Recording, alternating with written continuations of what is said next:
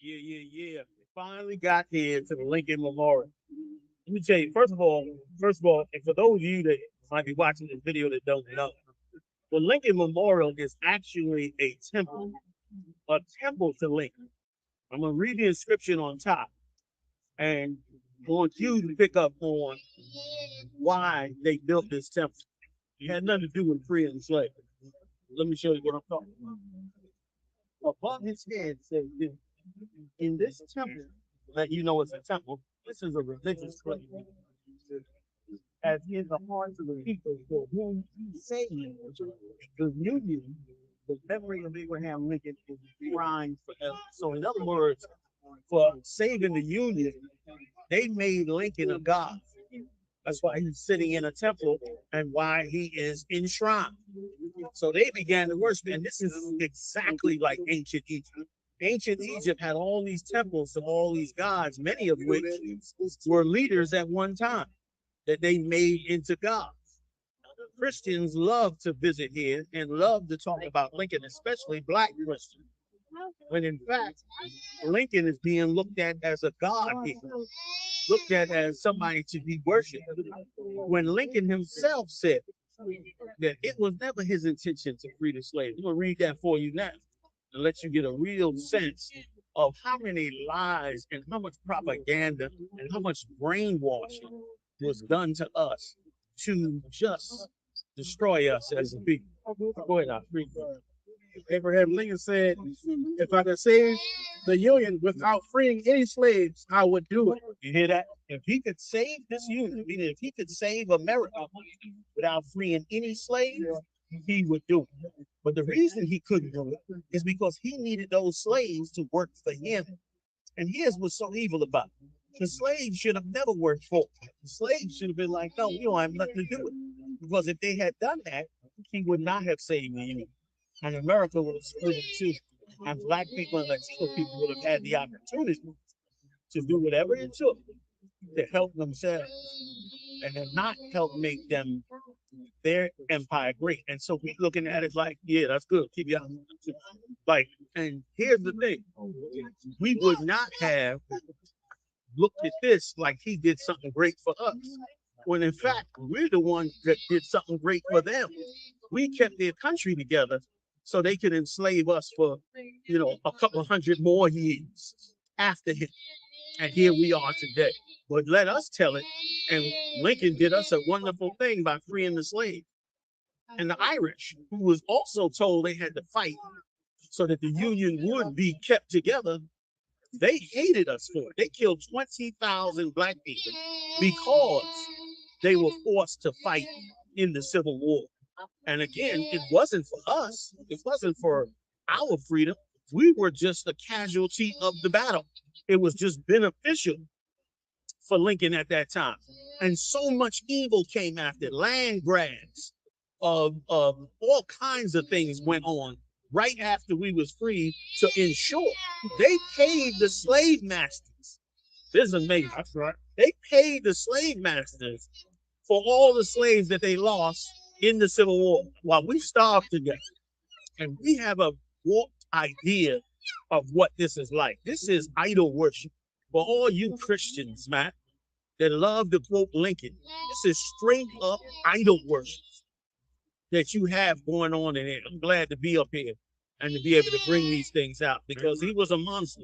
One other thing I want to show you too.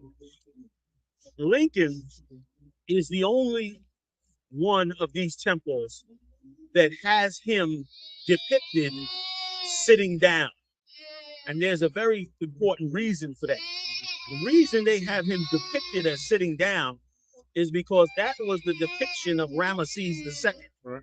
Ramesses II was one of the most famous uh, Egyptian pharaohs who took many of his sculptures while sitting down. They did this because, of course, America was not founded by Christians. America was founded by Freemasons. They're the ones that established this country. They're the ones that set up the wars to fight against the British Empire. It was the Masons that did it. And that's why the Constitution is a copy, similar to many of the Masonic temple ways. And many of these statues are based on Masonic temples and the way they build Masonic temples. One other disrespectful thing that was done to us as a people was to take the penny. Ask yourself a question, Europe. Ask yourself a question, blacks and Latinos. Why is it that the lowest coin, which they're trying to wipe out now, why is it the lowest coin in America called the penny? Why is it brown? Why didn't they use the same metal that they used for the other coins, which was primarily nickel, to make the other coins? Why did they turn around and make the penny brown? And on top of that, why did they put Lincoln's face on that penny? That was a grave disrespect to us. It was a grave disrespect to put us on the lowest coin and then make the coin brown. That was their way of putting us on the coin. And then putting Lincoln on the coin. In other words, Lincoln was supposedly the leader of blacks since he supposedly freed them. And so when making his coin, they made it brown. Like, America has been racist through and through and has never stopped being that way. And that's why the Lord's chosen people, like, your obligation to yourself is to find out what happened to you and your people in this country and to find your way back to who you are, to discover the truth, to no longer live a lie, to no longer be used and abused the way you've been in this empire for 400 years. And now's the best time to do it. Why? Because they're going into war in the Middle East. It's biblically prophesied that it would lead to the Third World War. And that Third World War is upon us now. And so now's the time to wake up so that you don't get caught up and be a part of that Third World War. So that was too bad, bro. It was a temple part.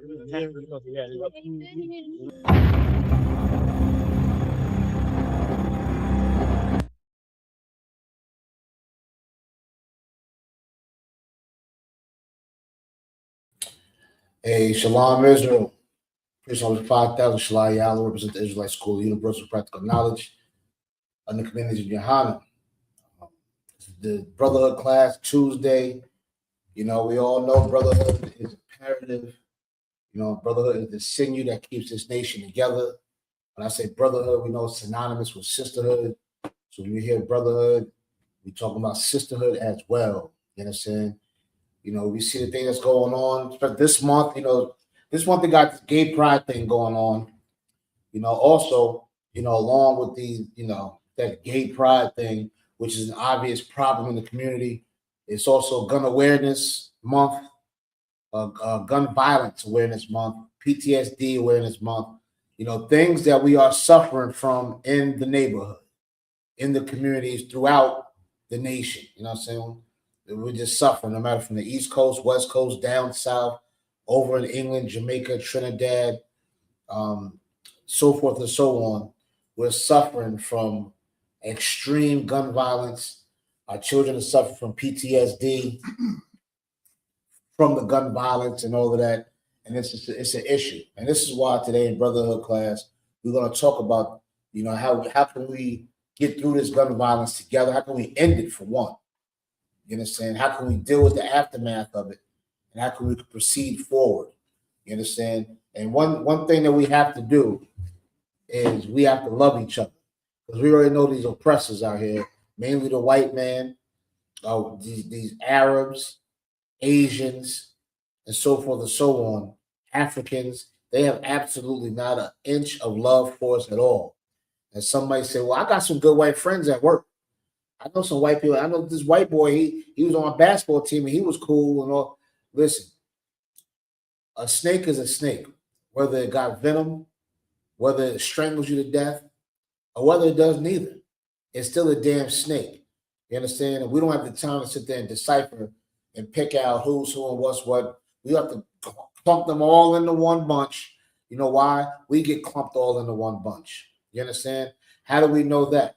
Just recently, we seen on the news, I want to say today, we seen on the news that this Asian man is found not guilty for hunting down this young 14-year-old black boy who they assumed was stealing water.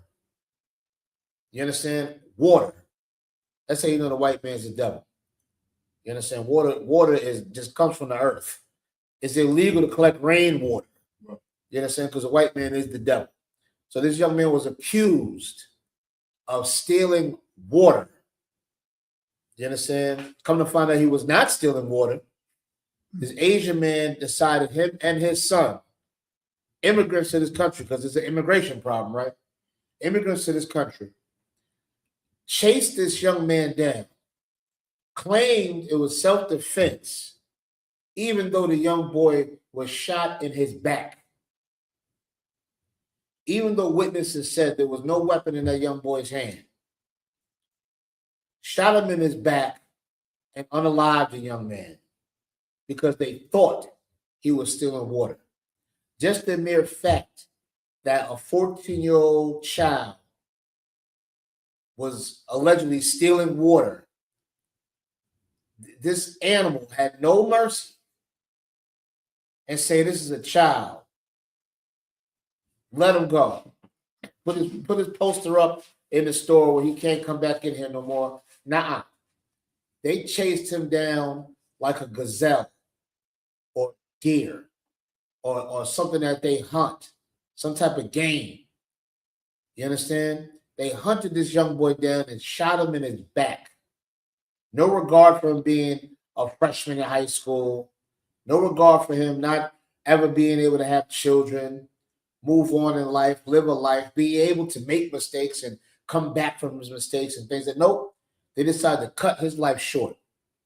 And this is why it's imperative for brothers and sisters to love each other, because all we're doing is helping our oppressors knock each other off. As you can see, that's what they do. You understand? Hey, Shalom, so you want the class, sir? Yeah. But I hear what you're saying about that boy. They shot him down. Yes, sir. That's horrible. Yes, We live in a rough system. Wow. Now, this is everything in the teacher. Right? Yeah, this fine, sir. Let me show you what it is. Salaki is 1 second. You can go and talk, Sean. Salaki. So, These are the blanks. okay, I got about 30.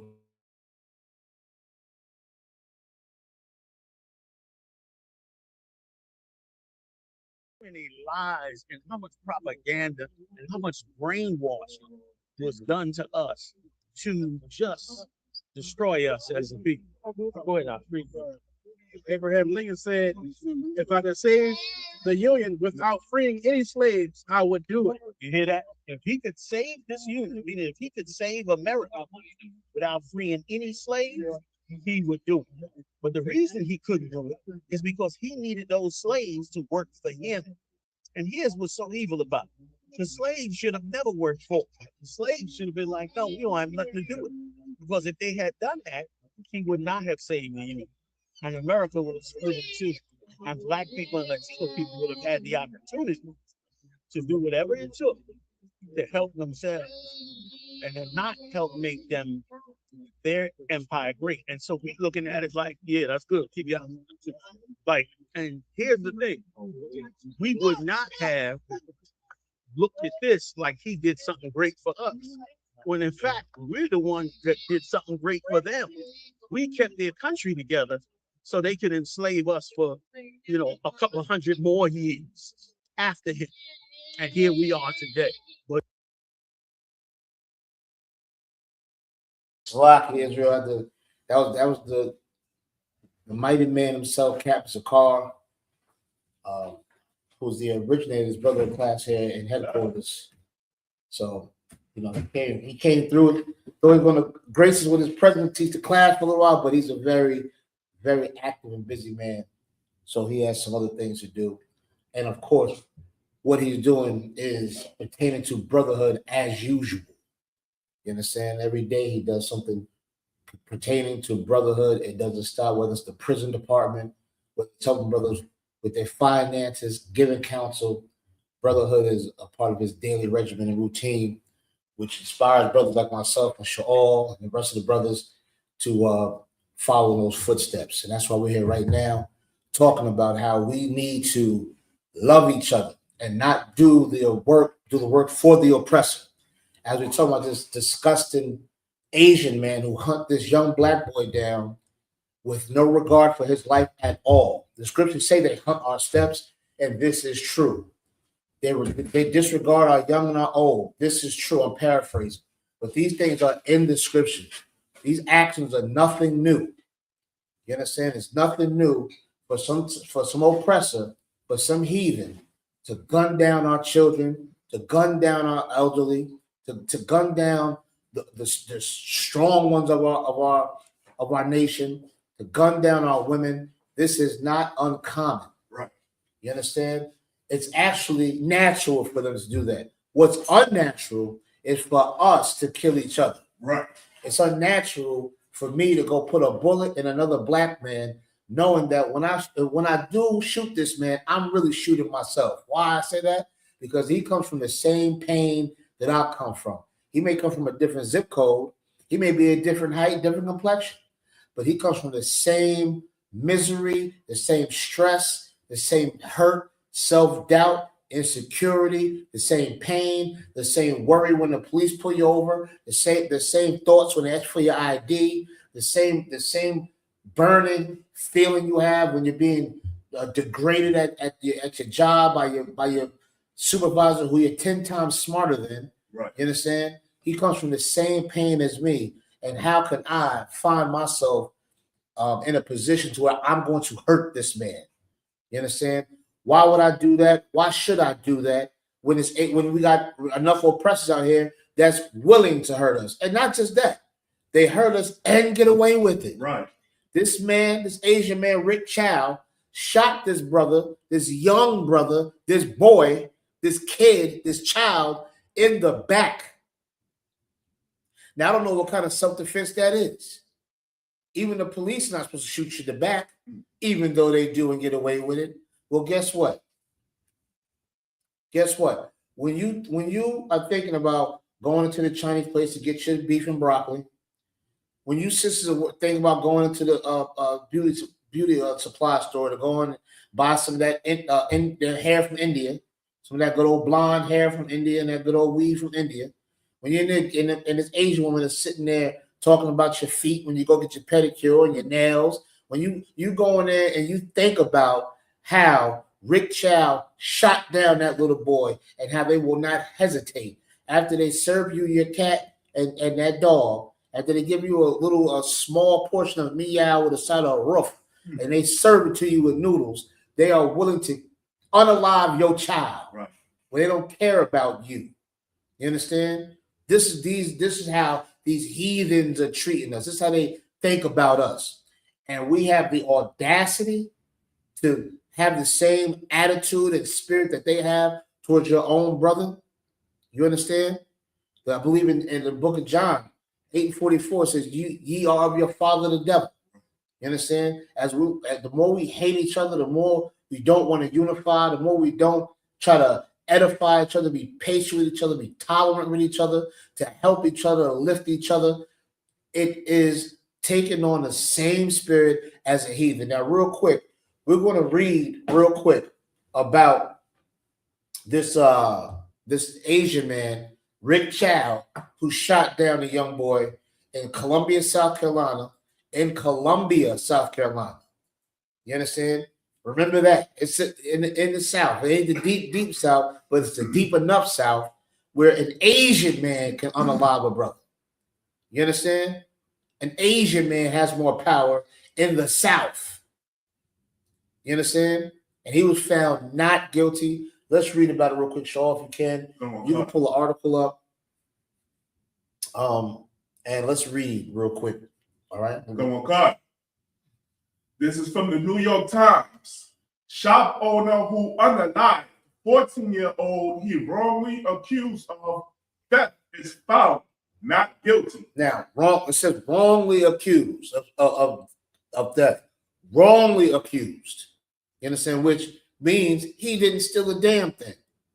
He wasn't a thief at all. And it says he was found not guilty for unaliving this young man. Let's keep reading. Put on card.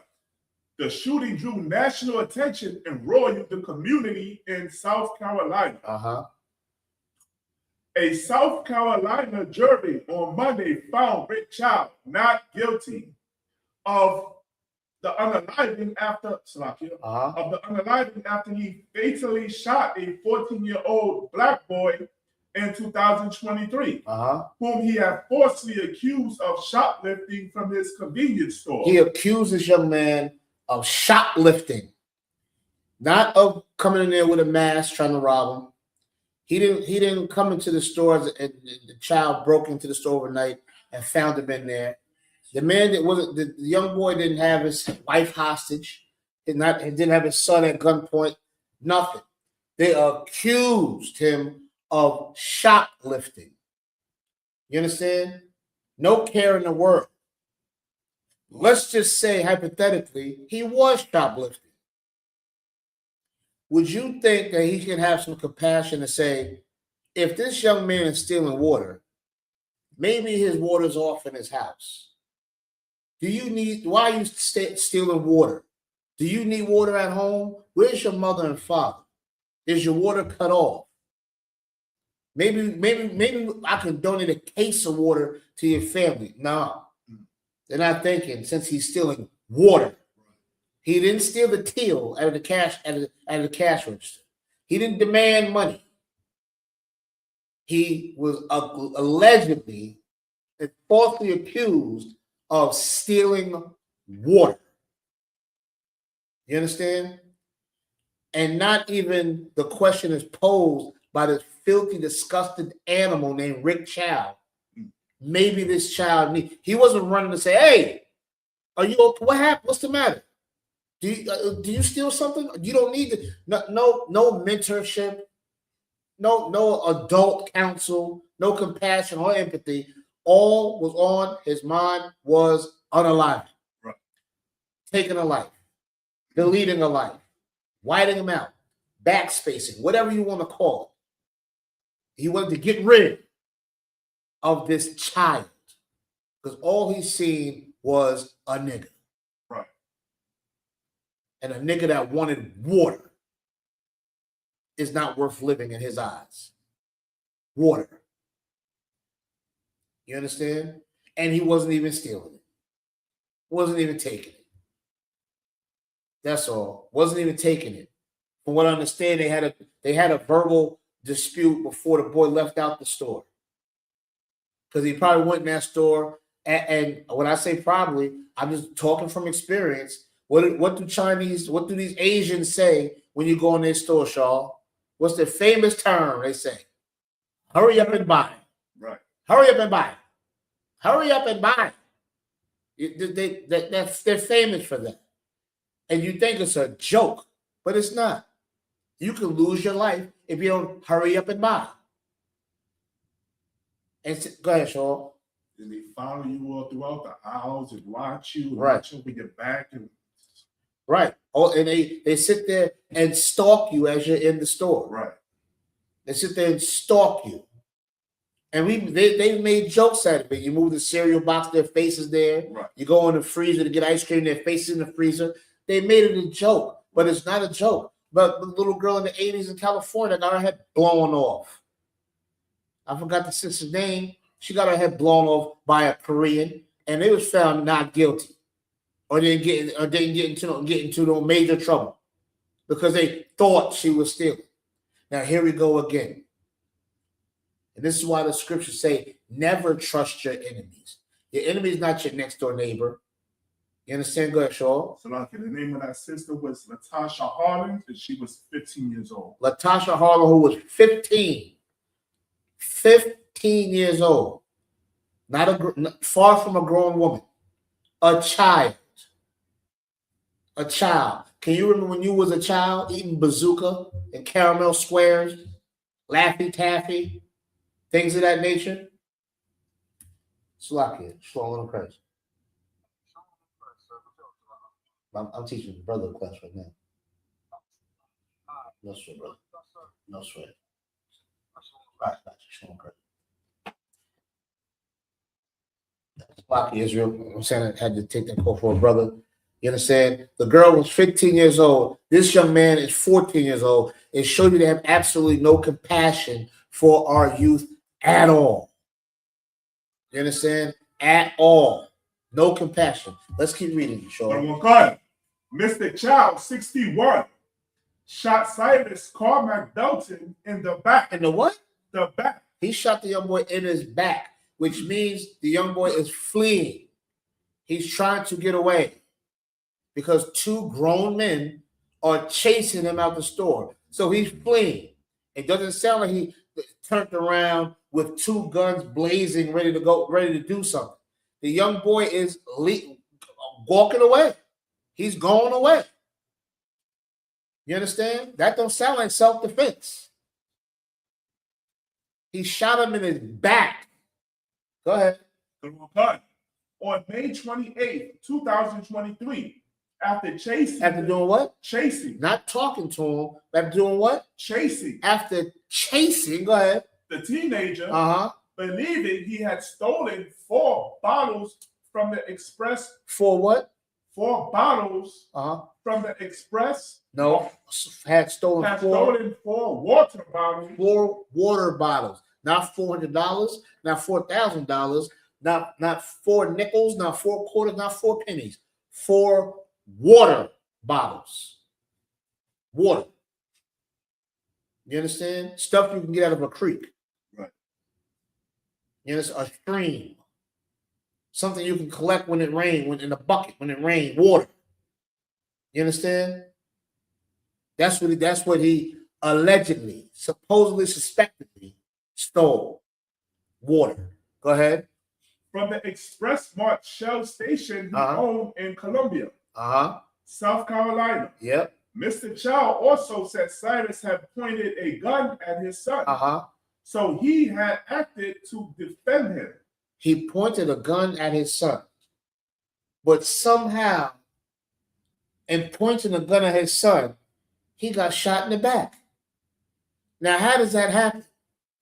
What did he reach behind over his neck? Behind it? How did that happen that he pointed the gun at his son and the boy got shot in his back? How did that happen? Let's see if they even found the gun. Let's see if that is anywhere in this article that they found the gun. Let's just see. I don't know. Let's just see. But he got shot in the back because Mr. Chow, Rick Chow, which is, I'm sure, not his real name. Right.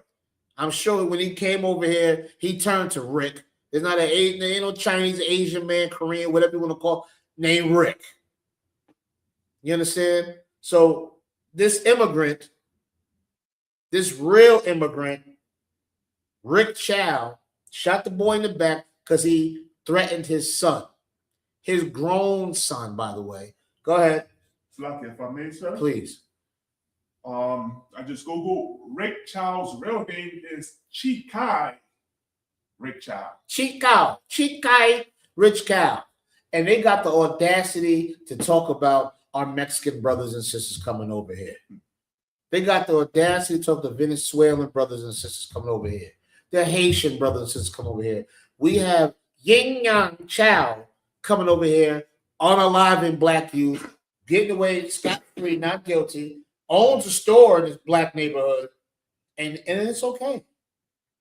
And it's okay. Black man, woman, or child, you have to know who your enemy is. Right. And know the position that you play. You understand? This has been going on for years. You understand? I don't think we have time for division. Right. We don't have time for certain things. I think there's certain things on the internet. You hear these fake, these other fake brothers that are lost, brothers and sisters that may be lost and think they have the truth, right, but they're lost.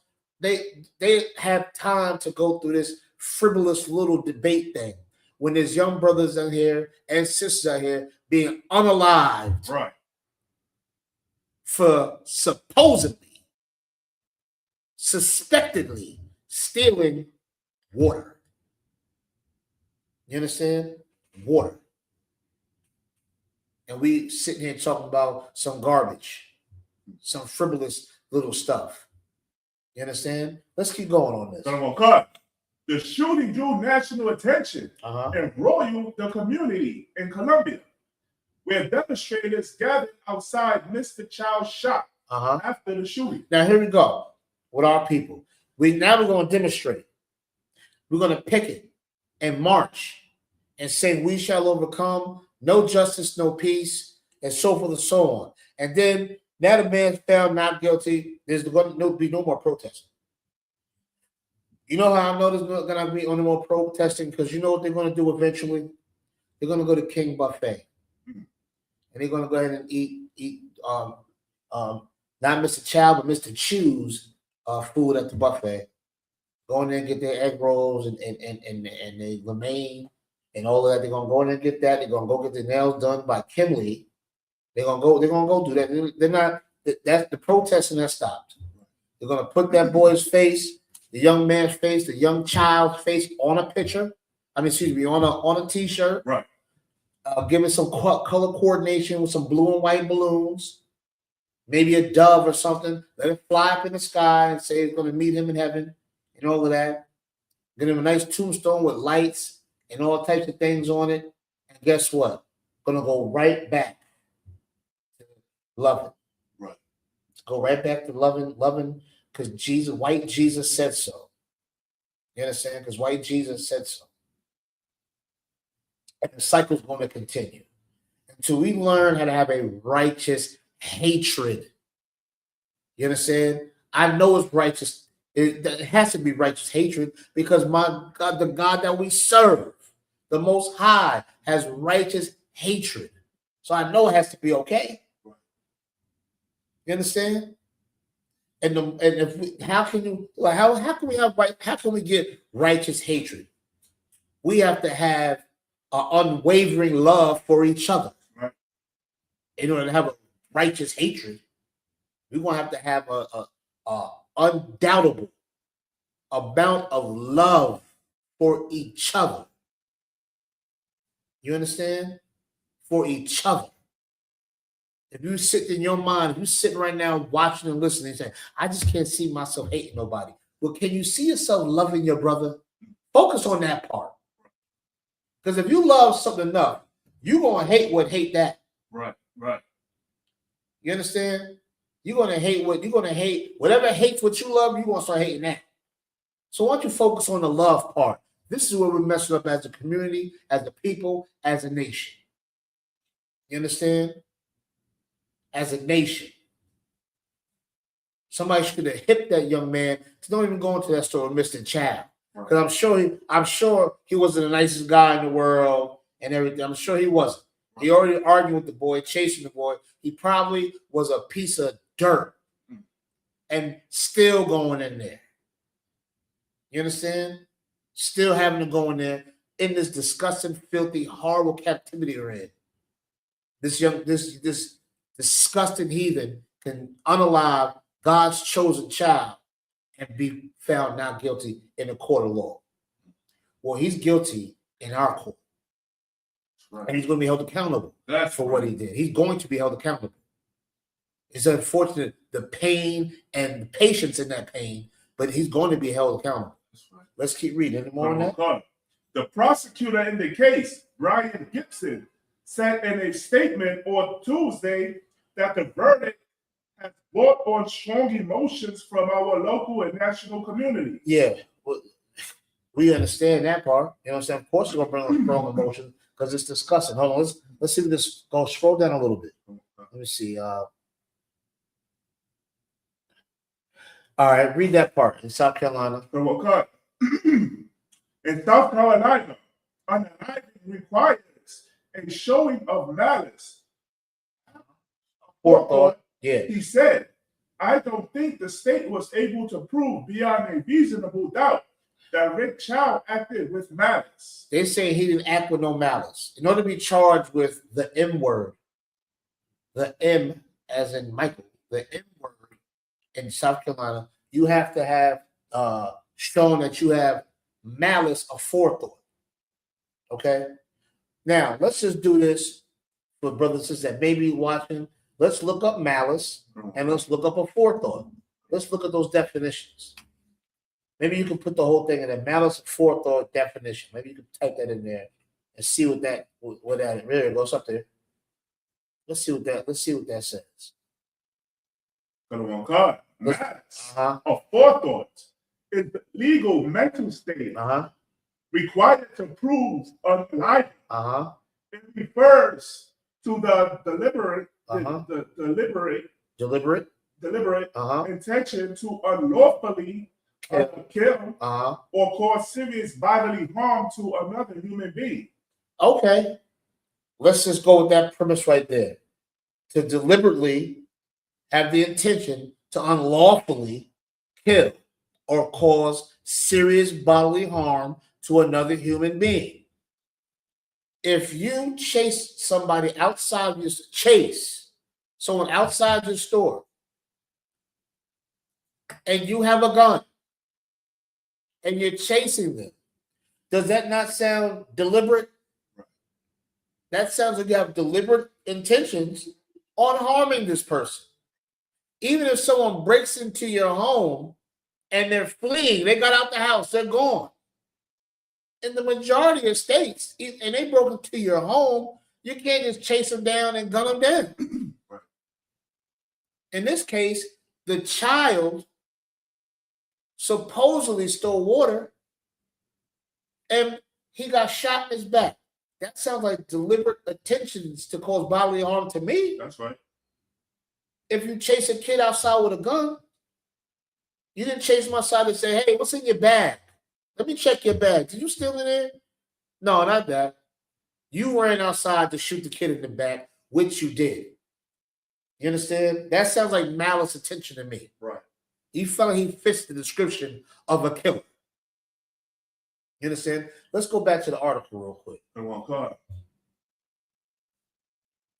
You understand? Now read that line again. In South Carolina.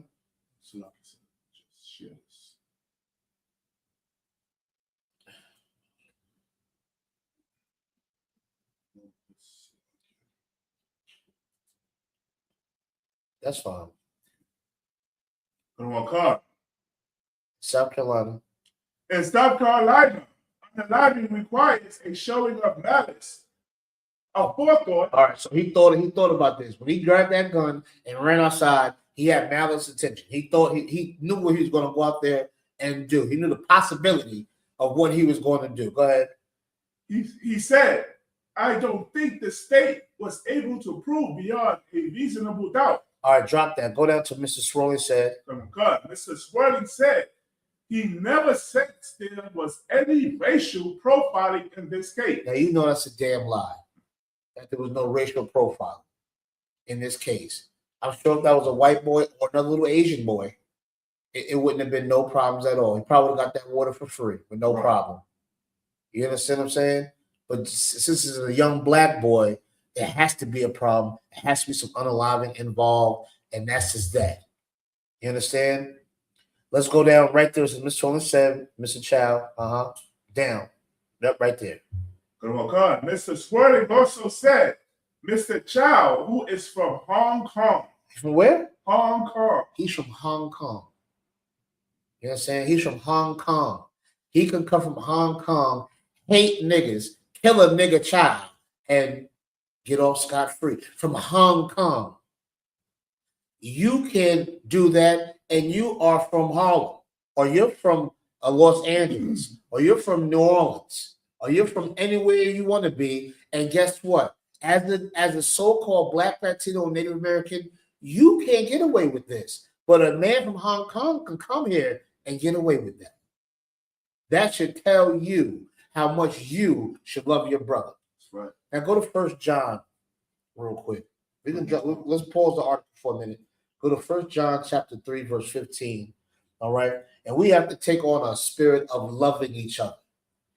If we don't practice loving each other, if we don't show each other some empathy, some compassion, some tolerance, some forbearance, if we don't do these things, we are no better than Rick Chow. 1 John 3 and 15.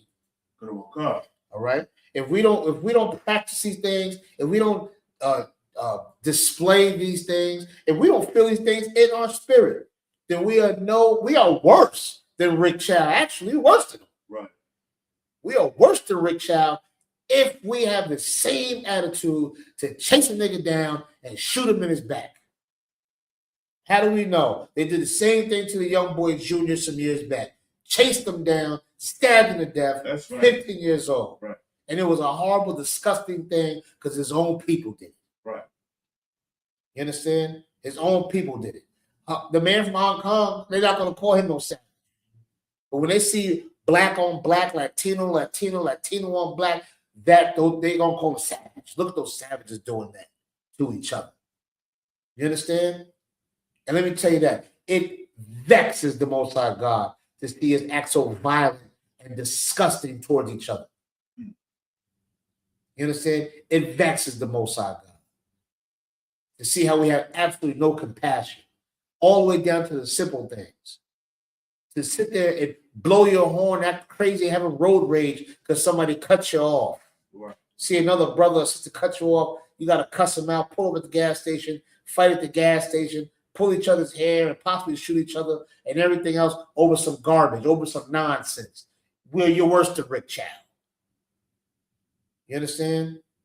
You're worse than Rick Chow. Worse than. You understand? And we have to not be like Rick Chow. Right. We have to not be like that disgusting Asian woman that shot Letitia. Is her name Letitia? Latasha. That shot little Latasha at 15 years old out there in Los Angeles. We got to be better than them. Right. You understand? We got enough people hating us. We don't have time to hate each other. That's right. Let's read 1 John real quick. 3 and 15. 1 John chapter 3, verse 15. Whosoever hateth his brother is a murderer. Say it again. Whosoever hateth his brother is a murderer. You heard what the Most High God said. This ain't Langston Hughes, ain't W.E.D. Du Bois, Ralph Ellison. This is the Most High God talking. This has been around for thousands of years. If you hate your brother, then you're a murderer. You understand? That's what the Most High God is going to hold you to. If you hate him. You understand? And that's a feeling. That's a thought. That's a spirit. If I hate you, it didn't say if I hit you. It didn't say if I wrestle with you, tackle you. It said if I hate you, you'll be counted as a murderer. Right. You understand? Guess what? Rick Chow is a murderer. In the court of law, he was found not to be. Right. You understand? He'll pay for that because the God we serve said we can't even hate each other. Right. Me and you and I, we can't even hate each other or we're going to be counted as murderers. So if I hate you or you hate me, you're worse. We're worse than Rick Chow. Right. We're worse than. You understand? We're worse than Rick Chow. If I hate you so much that I can't sit and have a conversation with you, or we can't sit and work our differences out. You understand? We can't. I hate you so much I can't even talk to you. I'm counted as a murderer. I hate you so much that I'm not gonna be empathetic towards you. I don't care about your problems. That's your issue. You understand? Then you are counted as a murderer. You understand? And we don't have time for that. Let's keep reading. It will come. And ye know that no murderer hath eternal life abiding in him. And you are not going to have eternal life. You know what I'm saying? You're not going to be with the Most High God and have eternal, loving, caring, righteous, healthy life. Right. Because you are a murderer just because you hate your brother. You understand? Can't take on that spirit of Rick Chow.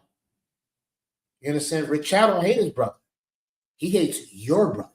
Right. He hates my brother. And I don't want to be like him. You know what I'm saying? I believe the scripture says, love not the oppressor and choose none of his ways. Right. So if he has hatred for my brother, I don't want to choose that way. Right. That's his way, not mine. And it shouldn't be yours either. You understand? And it shouldn't be yours either. Right. Let's drop that. Okay. Let's go to Ecclesiastes chapter 4. Okay. Right? We have to see what's going on, look at the dynamics of what's going on. When we read articles like this and see things like this, it shouldn't be a surprise. It shouldn't be a shock. Here we go again. Another one. You understand? And every time we see things like that, we should say, you know what? I have to do more loving of my people. Right. I got to do more loving in my house. Because obviously our children, when they step outside, they're not safe. It's a possibility you won't come back. Why? Because there's too much stuff out there that hates your guts. Right. We don't have time to hate each other's guts. Every Black and Latino and a Native American household should be a safe haven for each other. That's right. It should be a safe haven. I should be able to go knock on a Black door, a Latino door, Native American door, and pull me inside. Because you know that the enemy is out there. You know that this white man is out there, this Moabite, Asian, Chinese man out there, this Japanese man is out there, this African man is out there, Right. this East Indian man That's is out there. You know they out there with their dogs and their guns and their hate. Every Black and Latino and Native American household should be a safe haven for each other. Right. You understand? It should be an absolute safe haven for each other. Let's read Ecclesiastes 4, start at verse 9. Okay. Let's see what this is about. Ecclesiastes chapter 4, verse 9. Uh-huh. Two are better than one Uh-huh. because they have a good reward for their labor. We already know that. Two is better than one. You understand? What does that mean? Us being together, being unified, and working together is better than us doing it by ourselves. You understand? I don't give a damn how much money you make, what your career is, how good your diction and grammar is. Who gives a damn? You understand? They're trying to unalive us out here. If you think back to the civil rights movement, Jim Crow and all of that, they was killing brothers and lynching brothers and in suits. Right. Suits and ties with top hats and church shoes and church socks and creases. You understand? So if you're in your mind, you think you made it. I got a good job. I work on Wall Street. I work downtown. I got a cubicle. I got an office. If you think you're better than another Black man, you're highly mistaken. You understand? You're highly mistaken. You're highly mistaken.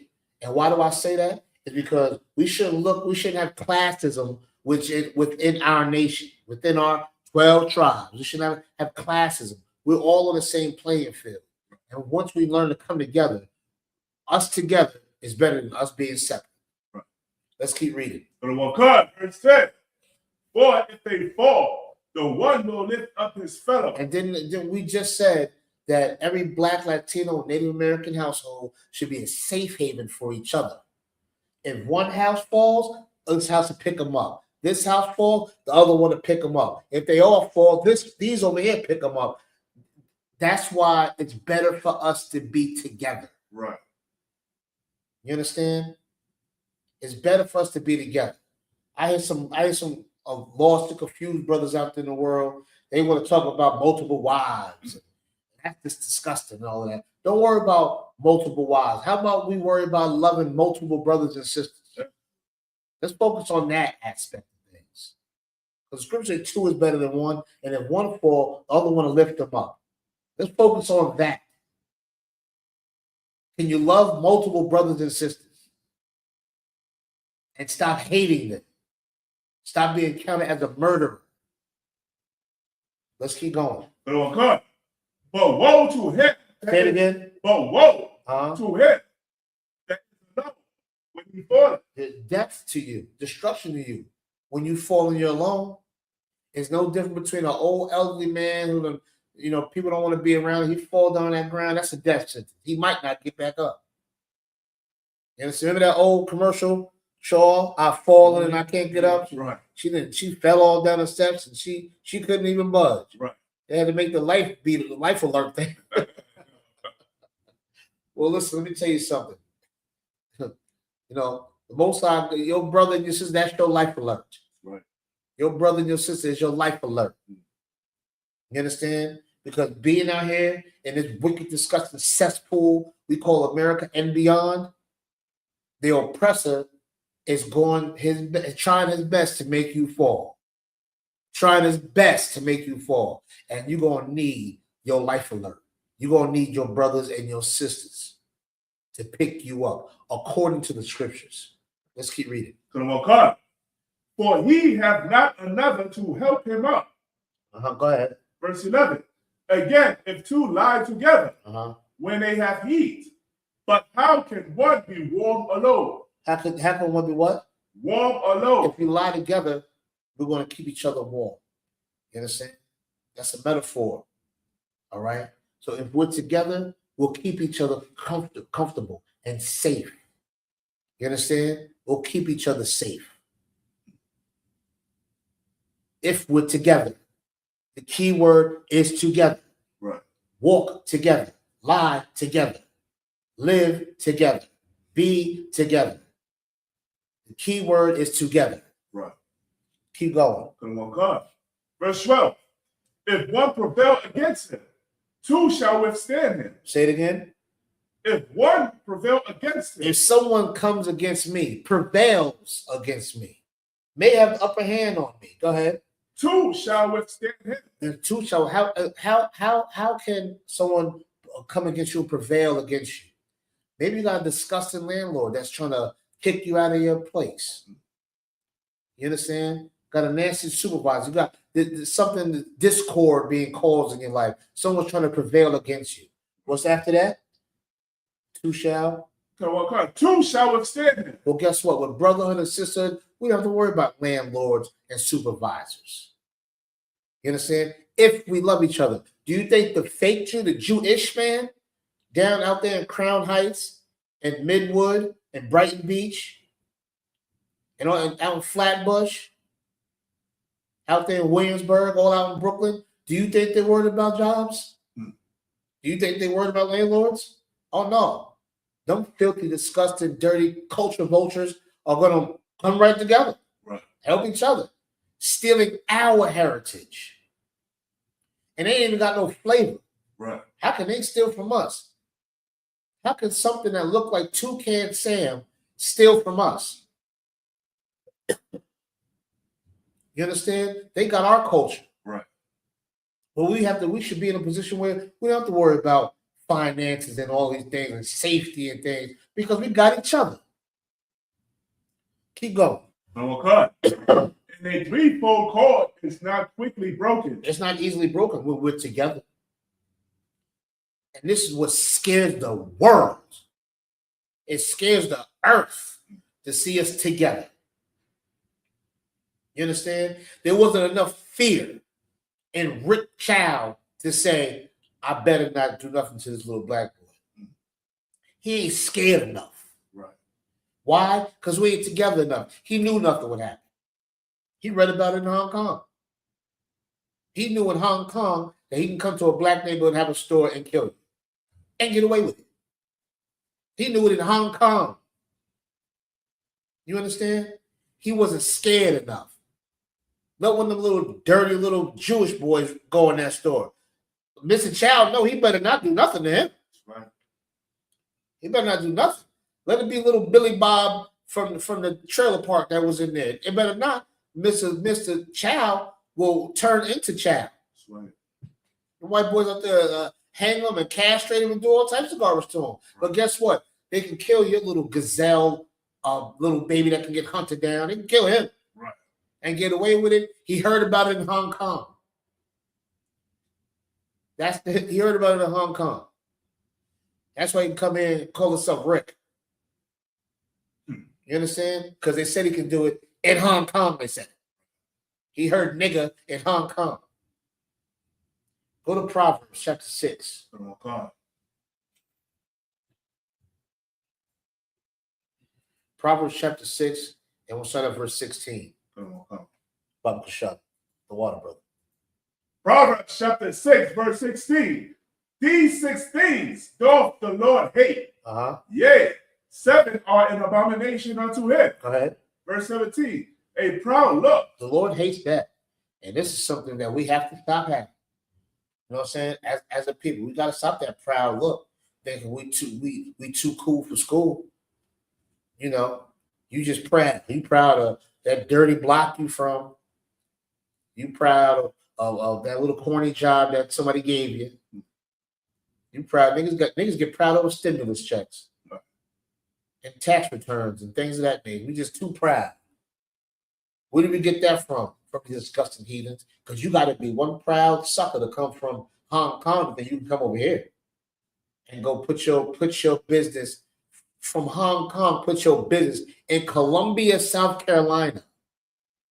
How black is that? In Columbia, South Carolina, you can come put your business in there and unalive one of them black kids. You got to be proud to do that. Keep going. But on cut. Hey, lying tongue. And you know Rick Child's a liar. You know his white attorney's a liar. You know the jury's a liar. You know they all lying in there. Go ahead. Child's son also is. Rick Child's, thank you. Rick Child's son is a liar. Talking about the 14-year-old boy threatened me. Right. So I had to shoot him in the back. And he's not guilty. There's no malice in that. The lying tongues. Most High God hate that. Most High God hate that. And he hates it more, black man, when you do it. That's true. You understand? Hates it when you do it. Lie to save your face. That's a proud nigga right there. You know you lying. You know it's wrong. But you still gonna go with it. Still got that lying tongue to keep your proud look. Lord said it's an abomination if I'm not real. Then he said he hates this. Right. You understand? Here go that hate. Here go hate. If he hates it, shouldn't you hate it? You should hate it too. You should hate a lying tongue and a proud look. Right. You should hate it. Why? Because those are the ways of the oppressor. Those are the ways of the heathens. How do we know they proud? Because Rick was in Hong Kong, and he was so brave to come over to a predominantly black town, a black hood, a neighborhood, and open up a store and shoot your little nigga self for one water, allegedly. You understand? With no malice, no racial profiling. Damn, they lying. So I mean, Go ahead, brother. Rick, this is a proud look right here. Yeah, He got away scot free. yeah, yeah. Look, can you see that? Look at his face. I want you to look at his face. That's right. Take a good look at Rick Child's face. This is the man. This is the face of a man. This is the face that represents many men who feel like they can unalive your child with no problem and get away with it. He's going home to his son. He's going home to his lion son. Right. Can they see that monster's face? Yeah, he's going home. He's going home. You understand? He's going to go right home to his child. Meanwhile, the young man that got gunned down by him, his family's not going to see him no more. Right. That young man's life has been diminished and degraded down to picket signs and protesting. When nationwide, they say, you know what the hell, these Asians, we ain't dealing with them no more. That's right. They gotta go. They gotta go. I know in Hong Kong, you know what they don't have in Hong Kong? You know what they don't have in Hong Kong? Raheem's Mini Mart. Right. They don't got that in Hong Kong. Raheem's not there. Right. Ain't no Black and Miles. Ain't selling no Black and Miles, no Lucy's, no roll-ups, no vape pens and all that garbage. Raheem's not there. You understand? He might go to Hong Kong and shoot a damn basketball and teach him how to break dance or some garbage like that. And he's out of it. Get out after that. But he's not going over there. He didn't hear over here in the hood that you can go to Hong Kong and get away with killing a little Chwing Wah. You can go over there and kill him and you be all scot-free. But no. This guy with this proud look, he heard in Hong Kong, he can come over and get away with it, and he did. You understand? This is a problem we have to fix. Because as you can see, the court of law, the court of the white man's law, is not going to fix it. That's right. Picket signs is not going to fix it. Protesting ain't going to get it. You can kumbaya and sing and chant and do whatever you want. You can go talk to the tarot card lady, get a rabbit foot, a chicken bone, do all of that. It ain't going to work. The only thing that's going to work is turning back to the Most High God, right, and loving your brothers and sisters to prove to the Most High God that you're His. You understand? And we're going to get into that too. Let's keep reading the scripture real quick. Come on, God. Let's keep on. And hands that shed innocent blood. What did Rick do? Rick Child, he had what? Hands that what? Shed, and hands that shed innocent blood. I mean, damn. He got a proud look. You seen that proud look he had. Right. And he looked like he put some makeup on and looked whiter. He knew he was going home. You understand? I'm sure he had a bail and everything. Came to court when he felt like it, went home with his wife, cooked, ate, had sex, and all that other nasty garbage that they do, whatever it is they do, cook the cat or kitten or whatever it is they do. Came back and forth to court with his little suit on. He knew he was going home, not a worry in the world. Right. You understand? I didn't see it. Did they was it a outroar of his family saying, "Oh, yeah," like was they happy? No, they already knew he was. They knew he was going home. That's right. Nothing to be excited about. We already knew this. They had plans after that. When court's over, we're going to go out and do this. Open up a new mini mart somewhere else. Right. Trade in his name Rick and become Bob Child now. You can just trade his name in, get another one. You understand? As they arrest Mexican men getting and picking up their kids from school. Right. Cuffing them as they're having seizures and things of that nature. Right. They're going to do that to Hector. Or Caesar or Juan. But clean child, he can change his name to Rick, come kill some kids, and then go over to another town somewhere, call himself Bob, open up a new store, and we're going to go shopping. That's right. You understand? That's why they got a proud look and lying tongues, and they can shed innocent blood. But the Most High God gonna make them pay for it. But guess what? He's gonna make us pay even more if we have these characteristics. That's right. We're gonna pay even more than them. Because you know why? The Most High God hates that. And if you hate your brother, you're counted as a murderer. You understand? If you hate your brother, you got a proud look, a lying tongue, and you're willing to shed innocent blood. You understand? How do we know? Because that's the lifestyle we live. Right. Drug dealing, gang banging, proud looks, lying tongues, and shed innocent blood. Go ahead and throw some bullets at the park to catch somebody because he got the wrong color on and kill a child. What makes us any better than Rick Child? Right. And then after we kill a child, I believe we just seen that a month or two ago when the boy fired that gun off that scooter and hit a little baby in the stroller. He's going to prison, right, for life. Then we just seen the boy that unalived Julio Fulio.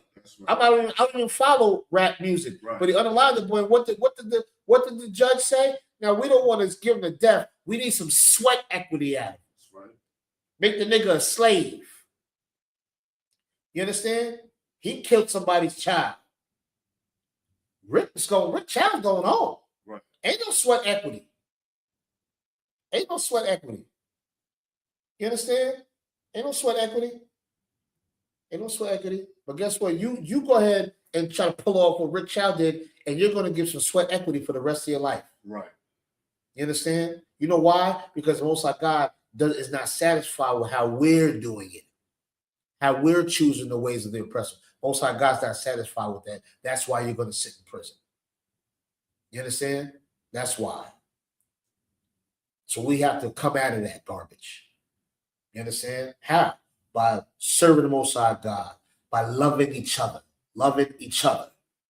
It sounds so cliche and corny, but it's real. You understand? It sounds so cliche and corny. Love each other. But if it's so cliche and corny, why can't you do it? If it's so corny, I think it's cliche and corny that you can't do it. Right. Is there more on that? Let's keep going. Come on, God, verse 18. And heart that divisive, wicked imagination. You understand? And that's what that white man, I was going to be a white man. That's what Rick Chow did. You know, he devised. Oh, he got a device of wicked imagination. He imagined killing that boy. That's why he took that gun and ran outside and chased him. He had malice, intent, or forethought, as we read earlier. Right. You understand? He thought about killing that boy. That's why he ran outside with a gun. Right. He didn't call. Don't they say call the police? Right. Why did he call the authority? I know he got a camera in there. He couldn't call and say, this boy right here, I think was stealing. Or why didn't he check the camera before? Why didn't he check the camera? And the boy's probably gonna come into the store one day. Go ahead. So like this, sir. I was viewing some videos on TikTok, and he said that this child, he had like a specific kitten camera, like a specific camera, and that camera was showing all that camera proved that this brother Cyrus didn't steal the water. Just that little hidden camera, he thought that he could catch a nigga stealing. Yeah. That same camera showed and proved that Cyrus did not take the water. Right. He was about to get the 4 bottles of water, but he changed his mind and he put it back. Right. And he couldn't take the time to say, let me check the video first. Right. Let me check that first. Even if his 20-year-old son, at the time the son was 20, even if he went outside and handled the 14-year-old and said, yo, you stay here until we check the camera. Right. Even you could have did that. But nah. You know what I'm saying? Now you ask yourself, when you got a problem with another black man, Latino man, and all of that, can you chase him down the street and gun him down? Because this is what it seems like we do. It's Gun Violence Awareness Month. That's how much is getting done. We got an awareness month. You understand? Right. We got an awareness month about it. Right. We got this is PTSD Awareness Month. You understand? Our children have been to Vietnam and none of that. They got PTSD from being in the neighborhood. We are worse than Rick Chow. Worse. You understand? Right. And we have to fix that. And we can. And we will. That's the kicker. And we will. Let me see if I can pull some more of these on. Go ahead, brother. This next precept, sir. Oh, go ahead, please. Feet that be swift and running to mischief. Oh, was his feet swift? That's right. They said he chased him. Right. His feet were swift to run towards mischief. I mean, these things are in the scriptures. In the scriptures. You understand? In the scriptures. That disgusting, filthy heathen, his feet were swift to run to mischief. That's right. You ask yourself, if your feet quick to run to mischief as another brother, can we afford to do this? We can't afford to do this. Why? Because as we read earlier in verse 16, the Most High God hates it. Right. It don't. He knows my heart. He knows my heart. He knows I mean well. You know, no. He hates this. That's right. You understand? And what he hates, he's going to get rid of. You understand? Rick Chow may get away with that in the white man's court system. You're not. We're not. And we damn sure not going to get away with God either. Right. You understand? We're not going to get away with that. Let's go to Psalms real quick. Psalms 34 and 14. Come on. Hold on. I'm sorry. Was that it on that? That verse, come on. Hold down a little more. I'm sorry. Verse 18. I'm sorry. Yeah, let's read 19. Come on. Proverbs chapter 6, verse 19. A false witness that speaketh lies. You know what that is, a false witness that speaketh lies. White folks and these heathens out here, they're good at doing that. Right. They are good at being a false witness and speaking lies. We just witnessed it in this article. Right. You understand? We witnessed it in this article. They love doing that. How do we know? Don't they break? The white man breaks all types of treaties. Right. All types of treaties. Never kept one. All they do is lie.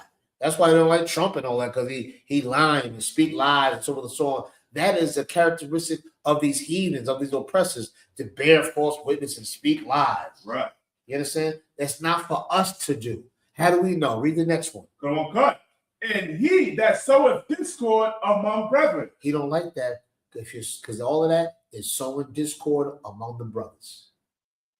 Your proud look, your lying tongue, your feet that run the mischief, your hands that shed innocent blood, you're bearing false witness, or you're speaking lies, and all you're doing is causing discord around the brothers or with the brothers. And when I say brothers, I mean with the sisters too. That's all of the gossiping, right, all of the backbiting, all of the lying and being jealous and envious and all of that, causing discord with the brothers and sisters. You are hated by the Most High God. We're worse than Rick Child. You understand? Worse. Because that's not how we are or how we're supposed to be naturally. right. That's not in our DNA to do that. That's a learned behavior. You understand? And after a while, black man, we can't say we're victims. We have to say we are volunteers at this point. Mm. You understand? We're volunteering to be like heathens because we know better than that. Right. How do we know? Because we've been saying this since 1969. You just don't want to listen. Right. But it's okay. We're going to keep on doing it because guess what? Rick Chow is going to force you to listen. And the others like Rick Chow are going to force you to listen. You know why? Because they're going to unalive our children, unalive our wives, unalive the men, send us to prison. You understand? Send us to prison. Send us to the graveyard, whatever the case may be. You understand? We have to see what's going on. We have to stop what's going on. All right? Let me see here. Let's go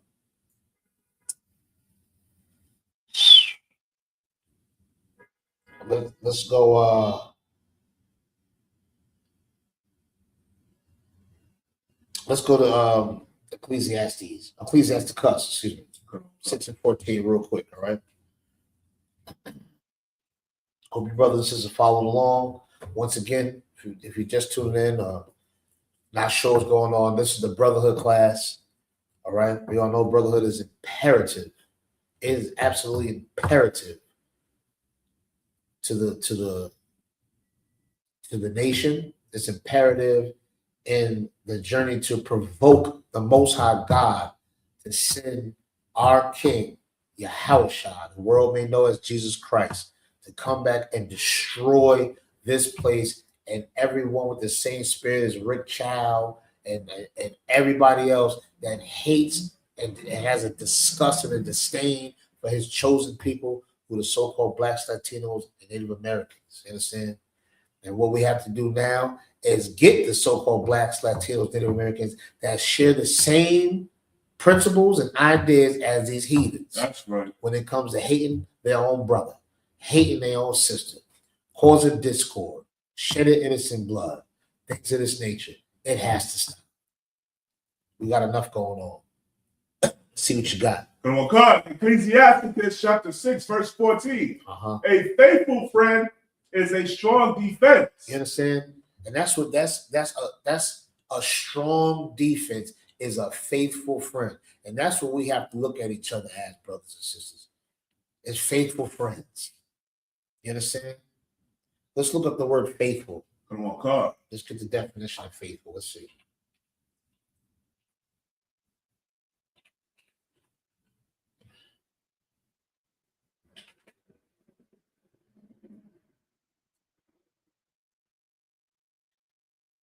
Faithful means being steadfast in allegiance, loyal, and true to promise, duties, or an original standard. You understand? To be steadfast in allegiance, to be loyal.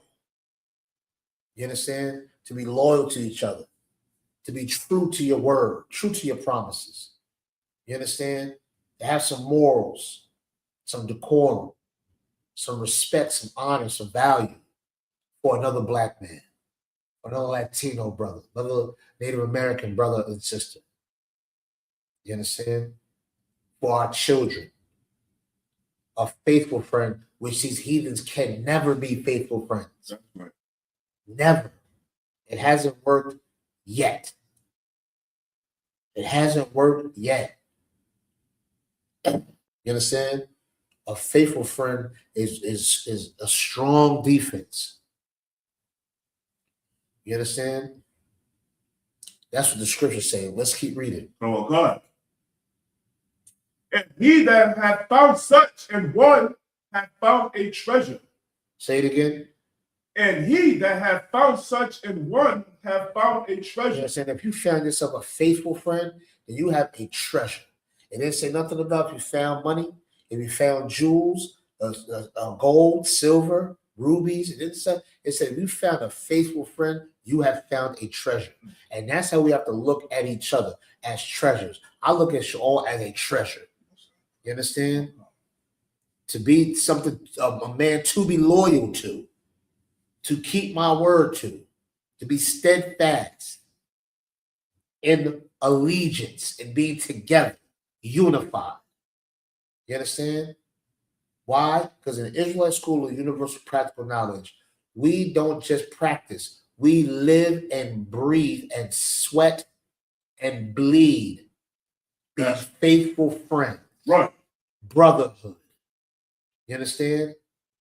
Brotherhood. No discord. Disagreements? Yes. Fix them? Yes. Discord? No. Schisms? No. Right. Division? No. You understand? You understand? That's right. Go to Proverbs 17 and 17. Come on, God. Wait, hold on. I'm sorry. Go back to that. Right 15? there. Yeah. Verse 15. Nothing doth contravail a faithful friend. Now, it says countervail. Nothing countervails a faithful friend. You know what we got to do, Shaw. Come on, God. Let's see what countervail means. Let's see what countervail means.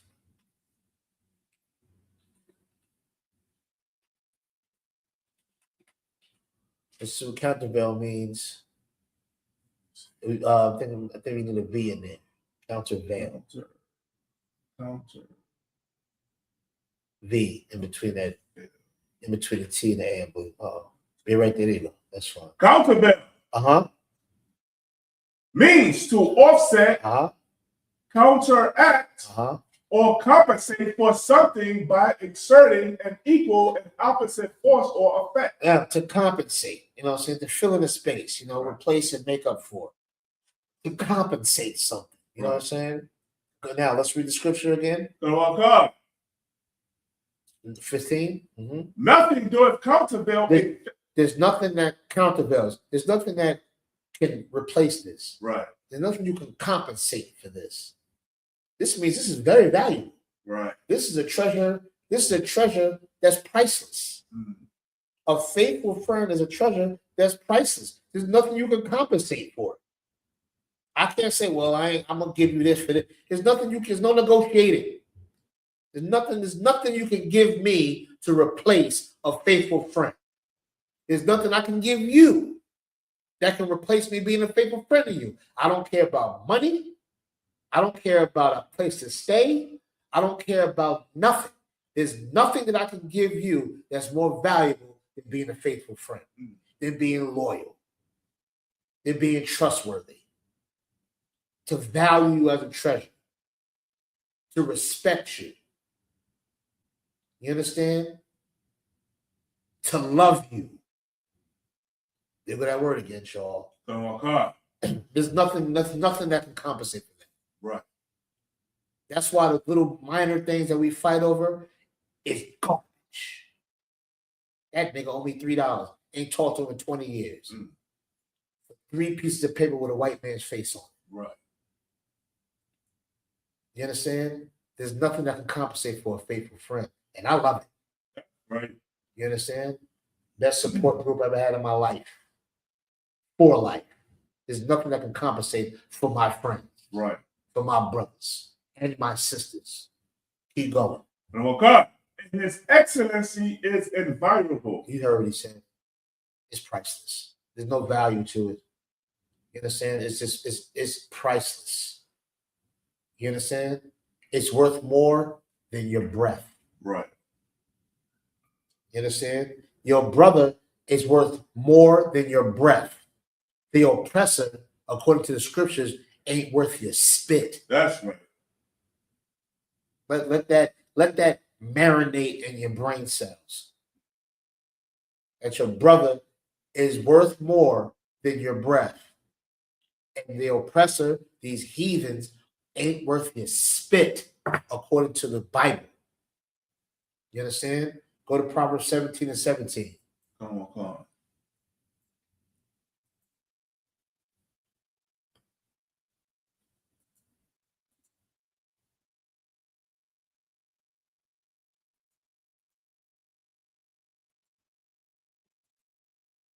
That's all right. Okay. Proverbs chapter 17, verse 17. A friend loveth at all times. A friend is going to love you at all times when you need water. You understand? When you need a place to stay. Going to love you for all times. You understand? All times. Good, bad, pretty, ugly, whatever. You understand? Because he's a faithful friend. He's loyal to you. You understand? And when I say loyal to you, that don't mean he's going to do everything you say. If you're wrong, he's going to tell you you're wrong. Right. If he has to shame you and admonish you, he's going to do that. As per the scriptures, you're supposed to do that. You know why? Because he's a faithful friend. He's not a yes man. He ain't a tap dancer. You understand? And he's not a liar. So he's not going to just say you yes when it's no. You understand? He's not, that's it. Yo, do I have something in my eye? Yes, nigga. You got a big ass book in your eye. You should get it out before you talk to somebody. You're in your breath. Yes, a faithful friend. You understand? He's made for all times. And what else? What other kind of times? Go ahead. And a brother is born for adversity. And he's born for hard times. You understand? And how do we know that? We just read previously. If one try to prevail against you, two will have your back. I'm paraphrasing. If you fall, one to pick you up. Let me see this. Latinos or Europeans done the same people living there were the same ones from Spain who conquered the Aztecs. Justin Crawford, shut up. And you look like a heathen. I believe you're a heathen. Drop dead. Now let's keep going. Read it again. A friend loveth at all times. Uh-huh. And a brother is born for adversity. And that's what a brother's born for, adversity. You understand? Every time us as a people come together, there has to be some type of devil or oppressor that hops in. He's talking about Latinos being Europeans, and we're talking about a child that was murdered. Right. A child that was killed. This shows you the disgusting, uncompassionate, and no compassion at all. Right. The empty, heartless, spineless cowards that we have to deal with. Right. That's right. You understand? A heartless coward has to come and type something dumb. Right. Something dumb. Not on topic. And not talk about a child that lost their life. Right. You understand? And people like that come against the children of God, we pray for your demise. That's right. I pray that your child faces that. Right. I pray your heathen, disgusting, oppressive child faces that same fate. Right. I pray you face that same fate. You know why? Because a little black child that had to face that, and he didn't deserve it. Right. When you do, and your family tree does. That's right. You understand? This is the disgusting filth that we have to deal with. In the same way that disgusting white man hates us, we don't have time to hate each other like that. Right. We don't have that time. You understand? We don't have that time. What makes a white man comfortable to even come on a black, Latino, and Native American platform and even speak? Right. I pray cancer rots your tongue out of your mouth. Yeah, right. Right. You understand? To even speak it. Mad at the fact that my black, Latino, and Native American brother and sister is worth more than my air, and you're not worth our spit. You never will be, you never were, you never can be anything more than that. Right. Let's go to Psalms chapter 131. Excuse me, Psalms 133, verse 1.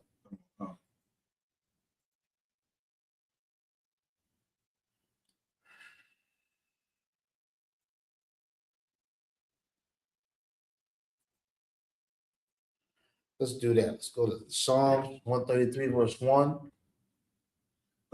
Psalms chapter 133, verse 1. Uh-huh. Behold, how good and how pleasant it is for brethren to dwell together in unity. And that's beautiful to the Most High God. Right. You understand? That's beautiful. King David said this.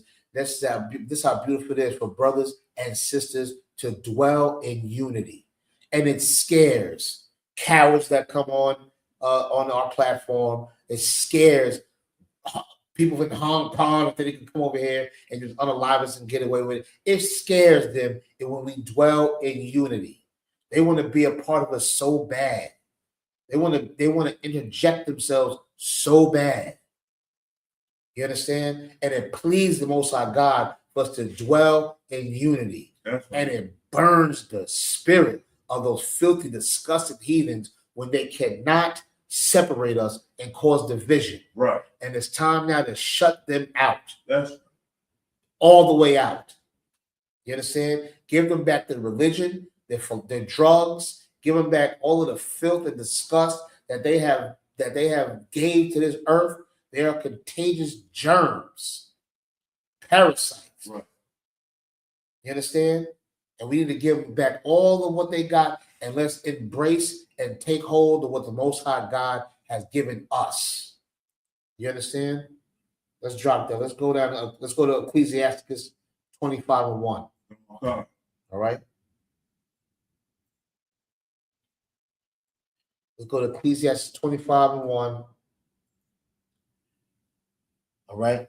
And we're going to continue to talk about how Blacks, Latinos, and Native Americans should love each other. Okay. You know what I'm saying? Let's read. Ecclesiasticus chapter 25, verse 1. Uh-huh.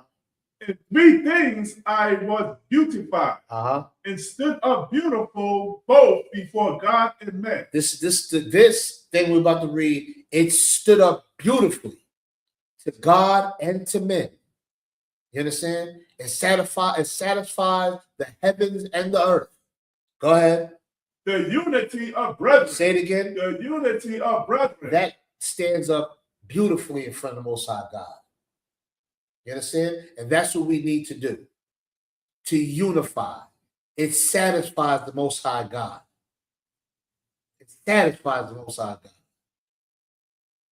If we claim we love God, we're all about God, it claims that we stand in unity. You understand? Now, some heathens say, well, that's just not for Black people. Even if it wasn't, you don't even know how to do it. Right. That's why you have to speak so negatively when we're talking about a child that lost their life. Right. You don't even have it in your spirit. That's why I can't be talking about a filthy heathen such as yourself. Right. You understand? So to my Black, Latino, and Native American brothers and sisters, to unify, it stands up beautifully in front of God and to men, and to human beings, to the earth. It's beautiful. It's intimidating. Right. You understand? And it's righteous. Keep going. Okay. The love of neighbor. And love your neighbors. Love your niggas. You understand? The ones of your flesh. The ones, your people, your nation, your 12 tribes of Israel, the so-called Blacks, Latinos, and Native Americans that suffer from these curses as per the Bible.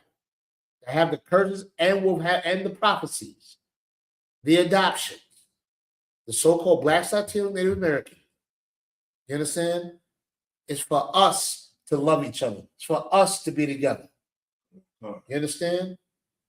Let's keep reading. Okay. And a wife that agree together. And it's good for a brother and sister to agree together.